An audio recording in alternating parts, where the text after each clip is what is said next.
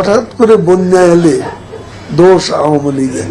বাংলাদেশে বজ্রপাত এত লোকের মৃত্যু, এটাও দোষ আওয়ামী লীগের। পঞ্চগড়ের ঘটনা খতিয়ে দেখো, কারা উস্কানি দিয়েছে, এর মধ্যে যারা অ্যারেস্ট হয়েছে তাদের নেতাও আছে। আমি আশা করছি যে রোহিঙ্গাদের ক্যাম্পেও এখন তারা যে স্বাভাবিক পথে যেতে চায় না, তাদের আন্দোলনে ভাটা নেমেছে, সে কারণে তারা এখন নাশকতার দিকে যাচ্ছে কিনা সেটা কিন্তু আমাদের খতিয়ে দেখতে হবে। রোহিঙ্গা ক্যাম্পে আগুন লাগলো কেন? একই সঙ্গে ঘটনাগুলো ঘটছে, সব দোষ আওয়ামী লীগের উপর চাপানো। ওখানে অক্সিজেনের বাস্ট হয়ে অ্যাক্সিডেন্ট হয়ে গেছে, দোষ কার? আওয়ামী লীগের। চট্টগ্রামের সীতাকুণ্ডে কার্বন ডাইঅক্সাইড আর নাইট্রোজেনের মধ্যে একই জায়গায় রাখাতে সংঘর্ষ হয়ে বাস্ট হয়েছে, দোষ কার? আওয়ামী লীগের।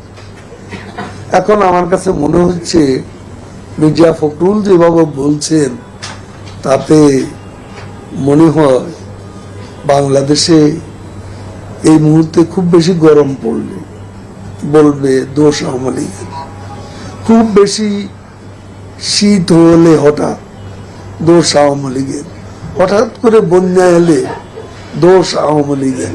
বাংলাদেশে বজ্রপাত এত লোকের মৃত্যু, এটাও দোষ আওয়ামী লীগের।